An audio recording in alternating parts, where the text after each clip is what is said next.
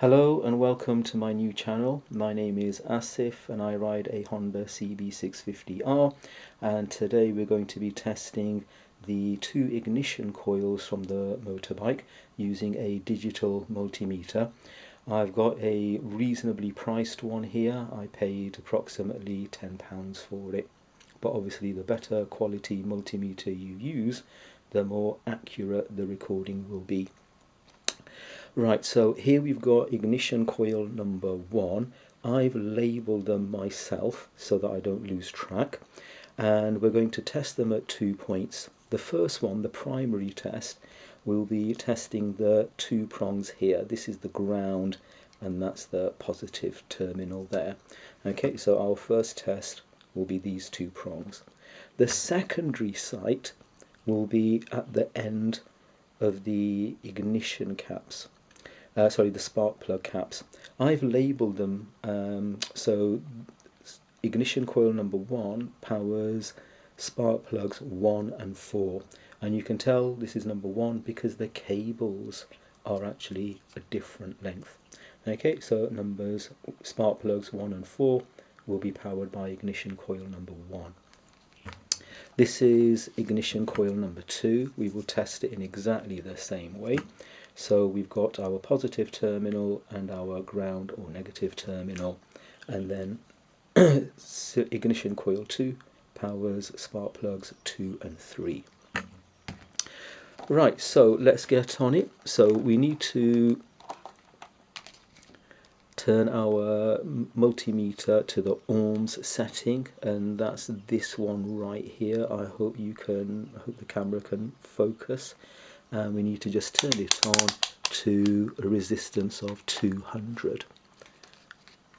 Right, let me just turn this around so that you can hopefully see where I'm touching the terminals. So let's see, that's one. There we go. So we're looking for a reading between 0.2 and 5 ohms. Okay. So here we've got 4.9. Okay, so that's acceptable. That's well within tolerance of 0.2 to 5 ohms. Let's now spin it around. By the way, I got these ignition coils at 1/10 of the price of new ones because they're from a salvage bike.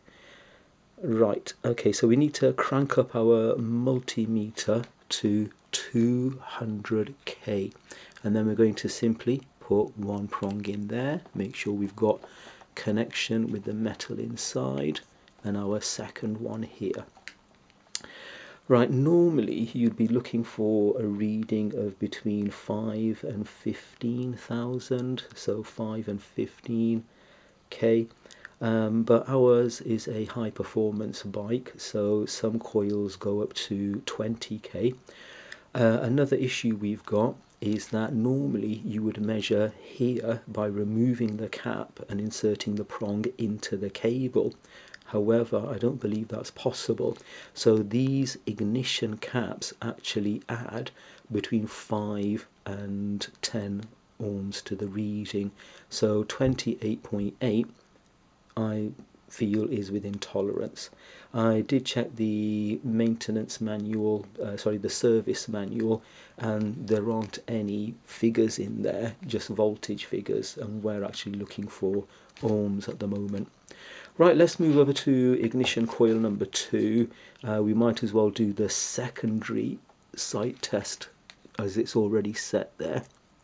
Okay, so again we're looking for a reading of between 5 and 15 on a normal bike, up to 20 on high performance bikes, and then because we've got the caps, that will easily add between 5 and 10 ohms. So again, here we've got a reading of 28.6, and that is within tolerance. All right, there we go. Okay, let's remove these from the end caps. Turn our multimeter back down to the 200 or on setting. Spin this around so you can hopefully see better. And let's get our reading here at the primary site. and remember we're looking for a reading of between 0.2 and 5 ohms, and it's showing 2.9. There we go.